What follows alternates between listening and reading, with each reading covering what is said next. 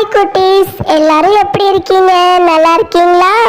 இன்னைக்கு உங்களுக்கு ஒரு சூப்பரான கதை சொல்ல போறோம். முயலும் ஆமையும். அந்த கதை நல்லா இருக்கும், நம்ம கேட்கலாமா? ஒரு அழகான காடு இருந்துச்சாம். அந்த காட்டுல ஒரு முயலும் ஆமையும் ரொம்ப ஃப்ரெண்டா இருந்தாங்களாம். அப்போ ஒரு நாள் முயல் சொல்லிச்சா, ஆமை நண்பா, நான் உன் ஃப்ரெண்டாக இருக்கிறதுக்கு நீ ரொம்ப சந்தோஷப்படணும். ஏன்னா நான் எல்லாத்துலேயுமே சுறுசுறுப்பானவன், ஆனால் நீ எல்லாத்துலேயுமே சோம்பேறி. நான் எல்லாத்தையுமே வேகமாக செஞ்சிருவேன், ஆனால் நீ எல்லாத்தையுமே பொறுமையாக மெதுவாக தான் செய்வேன் அப்படின்னு முயல் சொல்லிச்சான். அதுக்கு ஆமை சொல்லிச்சா, முயல் நண்பா, நீ சொல்றது சரிதான்.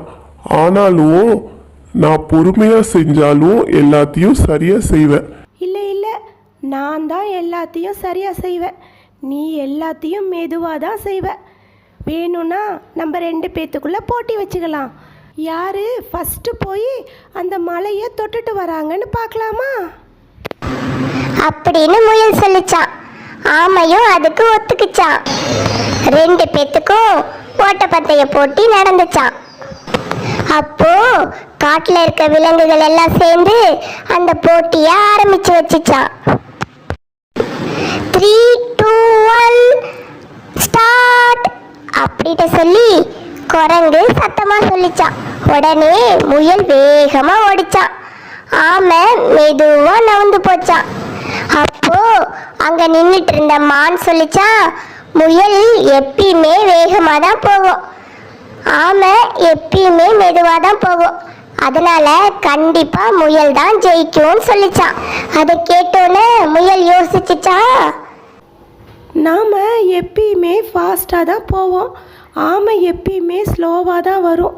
நாம் ஏன் இவ்வளோ வேகமாக ஓடிட்டுருக்கணும்? கொஞ்ச நேரம் படுத்து தூங்கிட்டு போவோம், ஆமை மெதுவாக தான் வரும்.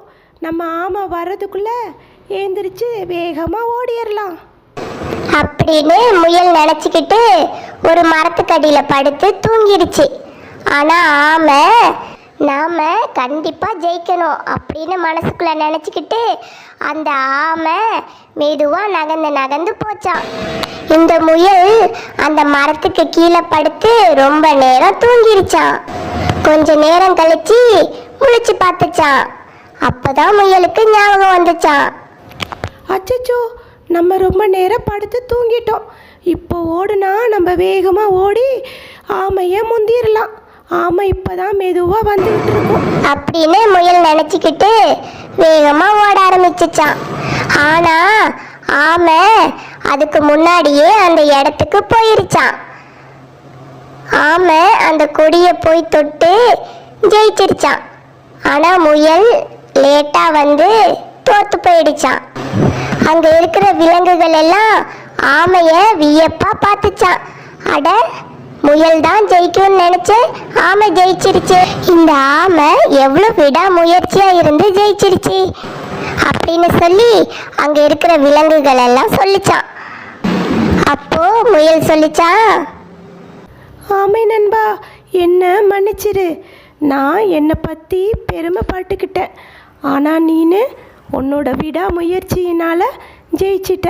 யாரையுமே குறைவாக மதிப்பிடக்கூடாதுன்னு இப்போ தான் புரியுது நண்பா. நம்ம இனிமே நல்ல நண்பர்களாக இருக்கலாம் அப்படின்னு சொல்லிட்டு எல்லாரும் ஃப்ரெண்ட்ஸ் ஆகி சந்தோஷமா இருந்தாங்களாம்.